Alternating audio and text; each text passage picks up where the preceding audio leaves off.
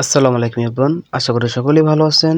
আমার হাতে একটি ফোন দেখতে পাচ্ছেন, Oppo একটি ফোন। এই ফোনটার সমস্যা হচ্ছে ফোনটা চার্জ হয় না।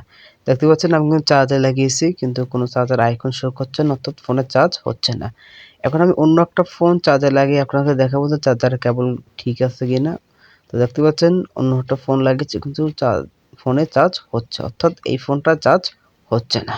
তো দেখেন ফোনে কিন্তু চার্জ হচ্ছে না। এই চার্জ হচ্ছে না সমস্যাটা প্রথম যেখান থেকে হয় সেটা হচ্ছে ফোনের চার্জার পিন নষ্ট হয়ে গেলে ফোনের চার্জ হয় না। চার্জার পিন কেন নষ্ট হয়, চার্জার পিন নিয়ে কি কাজ করলে আপনার ফোনের চার্জার পিন সহজে নষ্ট হবে না এ নিয়ে ইনশাআল্লাহ একটা ভিডিও দেব। সো এই ভিডিওতে এখন আসি।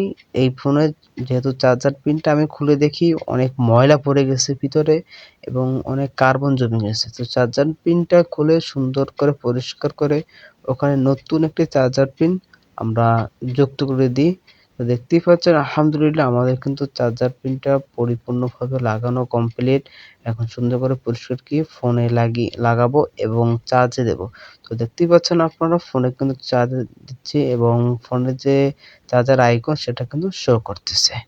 আলহামদুলিল্লাহ। সো আমাদের কাজটা কিন্তু কমপ্লিট। তো ভিডিওটা ভালো লাগলে অবশ্যই লাইক দিয়ে পাশে থাকবেন। সবাই ভালো থাকবেন। আল্লাহ হাফেজ।